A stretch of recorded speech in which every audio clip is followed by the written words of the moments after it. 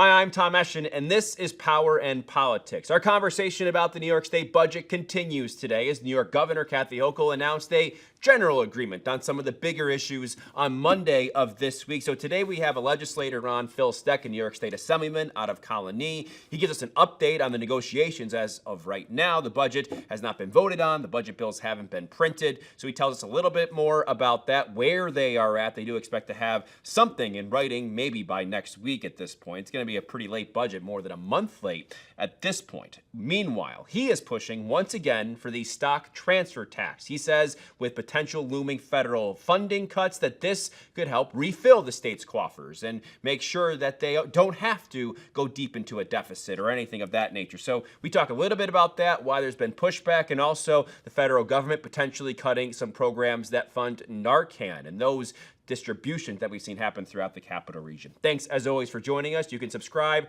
wherever you get your podcasts, Power and Politics, or you can watch the full version on YouTube at CBS 6 Albany. New York State Assemblyman Phil Steck joins us today for Power and Politics. Really appreciate you coming on today. Thanks very much, Tom. I'm really glad to be here. Well, the governor announcing a general agreement to the budget earlier this week, and there's still no budget bills that have been printed as of this taping. What is the status of the state budget from your perspective? Well, the governor may have taken her victory lap a little bit prematurely. The chair of Ways and Means in the Assembly, who has a good sense of humor, in speaking about the budget extender, he likened it to two people having a discussion about whether they should get married. And one said, let's do it. And the other says, I'm not so sure. So I don't know that we're really there yet. In terms of what she announced that there was agreements upon, is that all? I mean, are there other things outside of that are still being, I mean, this seems like those seem to be cemented. What did she list? There was discovery laws and changing some of those from 2019, involuntary commitment and mass restrictions, to name a few. Those seem to be the biggest ones. Right? I think the one I'm most familiar with is the discovery, and the discovery law was changed to provide that, or will be changed to provide that prosecutors who don't comply but act in good faith in sum and substance would not have cases dismissed. Right. But if they didn't show that they diligently tried to obtain the material, they would still have cases subject to dismissal. I remember when I first started practicing law in upstate New York, and I was doing some criminal defense because I had been a prosecutor in New York. There was a whole list of discovery materials that the court should order the defense to provide, or the prosecution to provide, but the judges would never order it. And that led to the mandatory disclosure rules that we have now. And when I was an assistant district attorney in Manhattan, we had open file discovery, except for confidential informants. And that leads to more pleas, because if you can show the defendant that you're representing that they have the evidence, it makes the process shorter. Yeah, and I think that's what they were looking for, right, in terms of the push from the DAs to get this change from 2019. Well, they want to avoid dismissals if they don't do the right thing. Right, and that's a bigger problem, as we know, in New York City compared to upstate, where those dismissals come in. I don't know if that's true, maybe statistically, but my experience in upstate New York practicing law has been, unfortunately, that a lot of judges would be much more inclined to let the DAs off the hook than they would in the city of New York, which may account for the difference. Yeah, and I think that some of the conversations I've had did, like you said, statistically didn't show, but there was those conversations among some of these smaller courts, right? So some of these county courts, wherever it's going to be. We'll table that for now. What I found interesting, one of the reasons we're having you on, is in those right before the budget was announced, the general agreement, if you will, the final days, we knew it was late, 3 weeks late. You're on Wall Street in New York City advocating once again for the stock transfer tax. Why now? Well, I think we're looking at the possibility of some significant budget cuts coming from the federal government. We won't know until the federal budget is passed. But I think eliminating the stock transfer tax, which New York had from 1905 to 1981, implemented by the Republicans, repealed by the Democrats. I think the repeal of it was the biggest mistake in the history of the state. Why? Because it raises a lot of revenue, and because it's so tiny, it is harmless. Probably 60% of all stock that's traded in the world is traded in New York. My constituents are paying taxes to oil-producing states, which New York is not. But when the people in the oil-producing states or people in oil-producing countries all over the world come to New York, they don't pay any tax on what is the greatest resource New York has, which is finance. So it's a very efficient way to raise a lot of revenue. It never caused an ounce of harm when it was in effect. And they had diverted it to bail out New York City from financial crisis. And when it was New York City overcame that, came out of the financial crisis, they forgot about the rest of the state. Who is benefiting right now from it being, I don't want to say rebated back to them? Well, the rebate is not real. The rebate is as the law says it's rebated, but it's not actually collected and returned. They rely on sort of voluntary reporting to say how much would be collected, but the Commissioner of Tax and Finance testified that a lot of the reporting was not being done, and therefore you couldn't go by what the state is reporting as being the basis for possible collections. You have to look at actual trading on Wall Street. But right now, the biggest beneficiary of it not being in effect is the so-called computerized day traders. What they do is they have electronic models that track small movements in stock prices. They buy and sell with incredible rapidity in order to make money.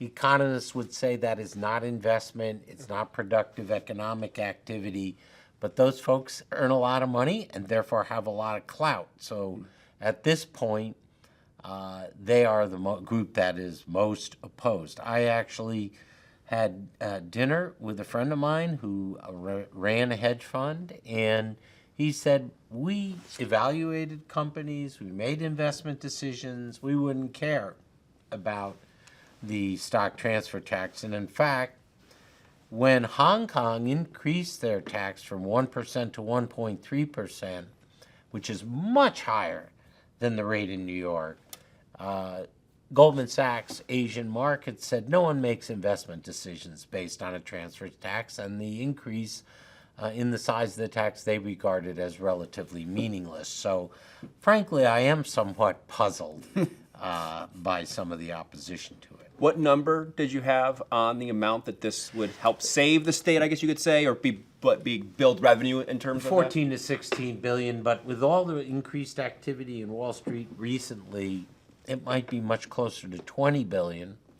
And we could do a lot of things with that money, including one of the things that has always interested me is we have a lot of my constituents complain that they can't afford the transition to green energy, but in our bill, we propose $2 billion a year to support that transition. So I think that would ease a lot of people's minds. Where do you get that money from, that amount from?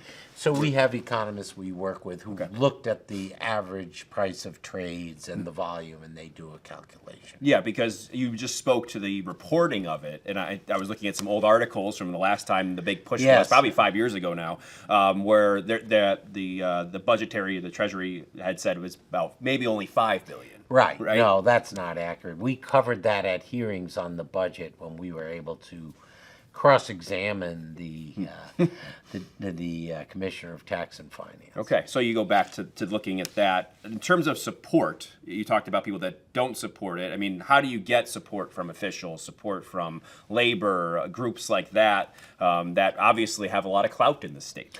Well, I think it's quite a challenge.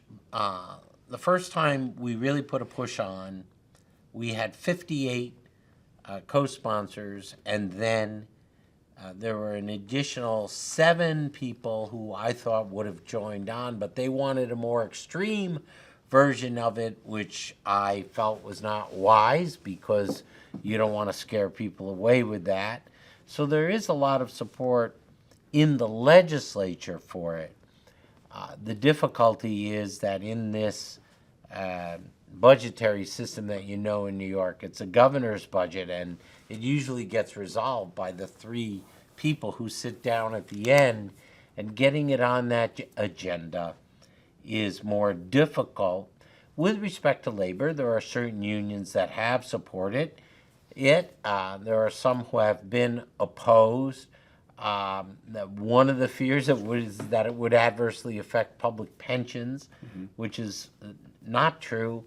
The comptroller of the state of New York pays millions of dollars, hundreds of millions of dollars to Wall Street every year for managing various state investments, and the stock transfer tax would be a small, very small amount of that.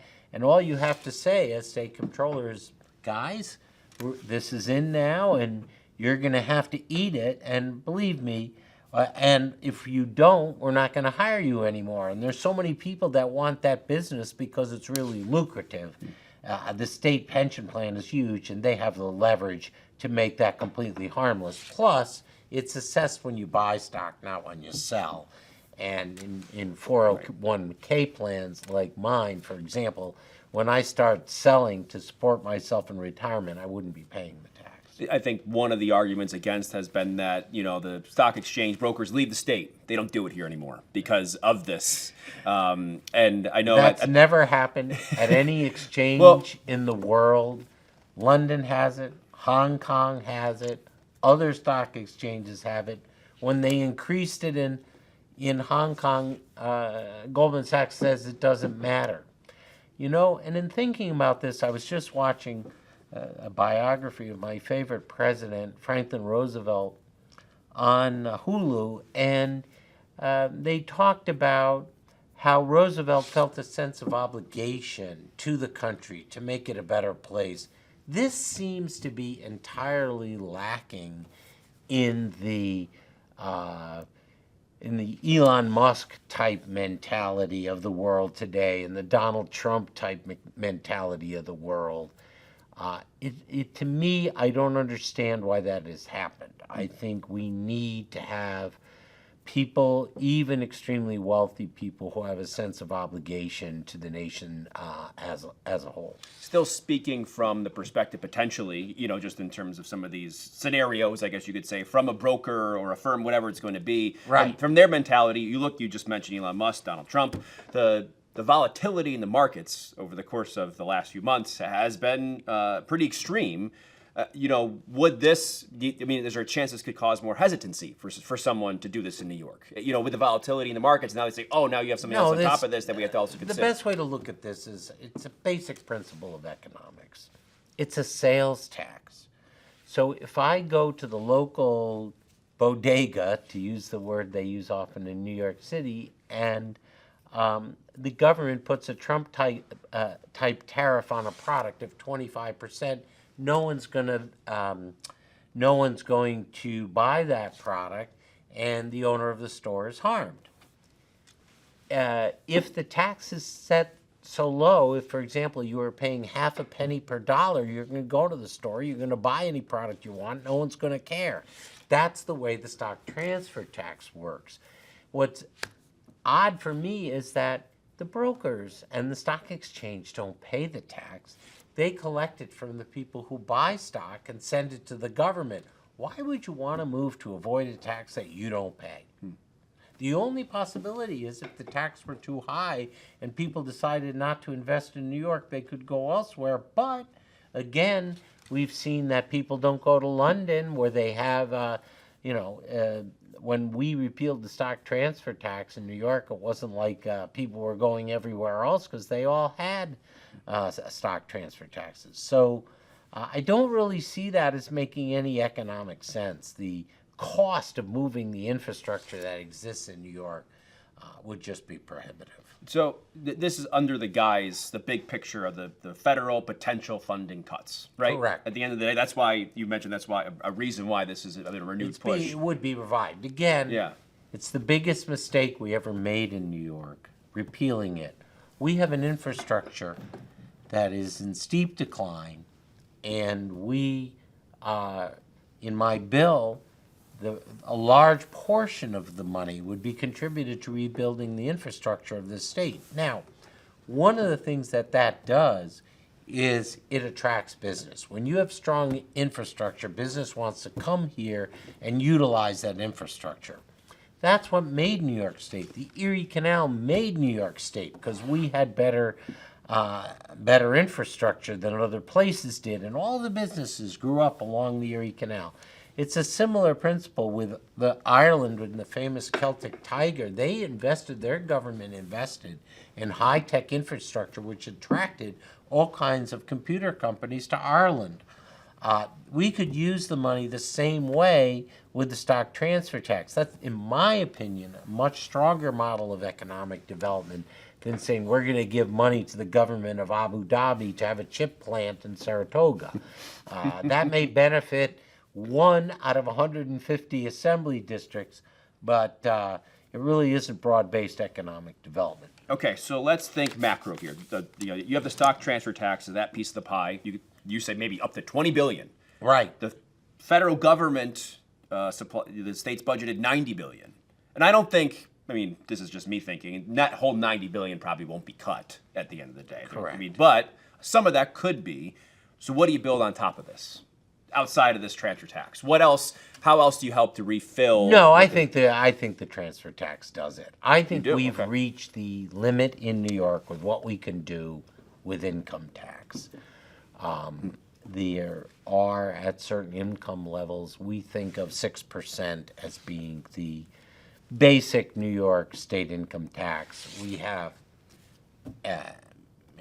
interesting things that we do here. It's what's called marginal rates. You don't pay 6% on all your income. Your first $29,000, for example, is tax-free.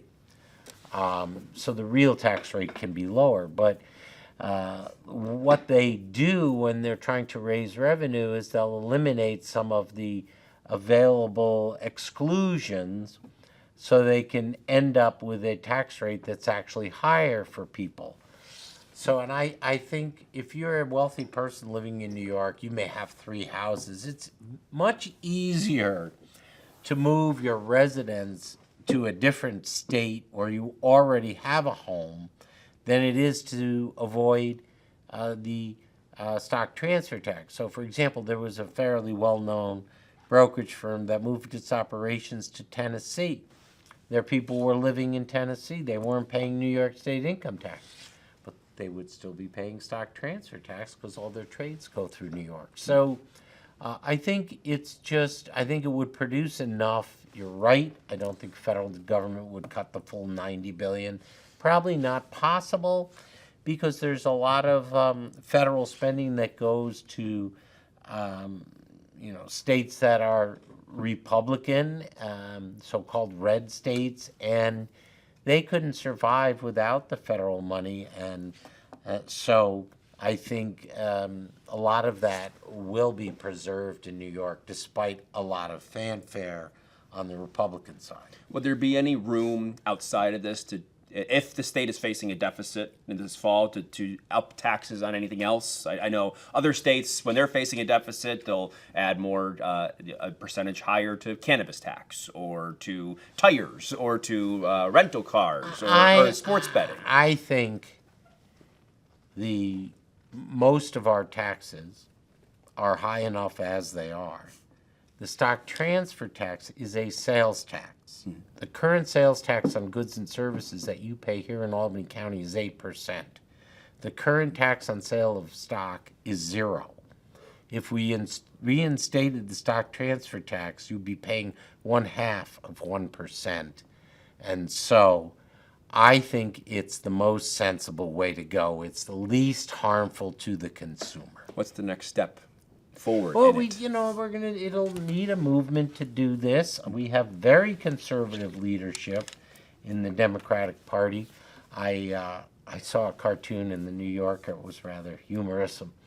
It showed like Godzilla tearing down the city, and chaos everywhere. And the caption was, Chuck Schumer will write a strongly worded letter. I think that's where the Democratic Party is now. I think we need to be a little more aggressive. I think we need to be more like the party of Roosevelt. And FDR was certainly up to the manor born, certainly was not against capitalism, but he felt a strong obligation to design government in a way that would make life better for all the people of the country. And that's what I tried to do for my constituents. And I think I am convinced that the stock transfer tax being reinstated would do an awful lot for the capital region. One more before we go, because this is off that topic, because you're the chair of alcoholism and drug abuse in the Assembly. Narcan is obviously something that is harm reduction, if you will, when it comes to overdoses, things of that nature. And we just saw that a leaked proposal at the federal government would cut programming and cut funding towards Narcan generally of distribution and things like that. What kind of, what's your reaction to that? What kind of impact does that have? Because we've seen that, and we've seen distributions throughout the capital region, and we've heard that it does. I mean, some people say it makes a big difference when it comes to combating overdoses and trying to stop the opioid crisis. Yeah, it sure does, because when someone gets saved through Narcan, they can have the possibility of treatment. And we have a Secretary of Health and Human Services, Robert F. Kennedy Jr., who was a heroin addict, but he came from an extremely wealthy family, which I am sure was able to help him with resources through his recovery. Most of the people who unfortunately succumb to the disease of addiction are not in that position. So we need Narcan to be able to stop people from overdosing so we can get them into treatment. And, overdose deaths harms a lot of families, and so preventing it makes a heck of a lot of sense. And why Mr. Kennedy would propose not continuing this program is beyond me, except that I think what we've seen with the measles outbreak in Texas and other things, you really have to say that this is not a competent person to be leading the Department of Health and Human Services. What do you make of one of the arguments behind the cuts to those programs with Narcan, that they've shut down the fentanyl at the border? And Pam Bondi yesterday, you might have seen it, said basically they've saved a third of the population in the United States because of that. Well, Donald Trump has a long history of declaring victory when there was actually defeat. So, for example, the American economy had negative growth through the first quarter, and he has declared it some sort of victory and blamed it all on Joe Biden. There's no evidence that fentanyl coming into the United States has been stopped, Pam Bondi notwithstanding. It's propaganda. Phil Steck, thank you for your time. We appreciate it. Good luck with the rest of the budget. Thank you very much, Tom. Appreciate it. Thanks. Thanks for listening. Hit the subscribe button right now so you can stay up to date on these news-making conversations about the issues impacting New Yorkers the most: power and politics.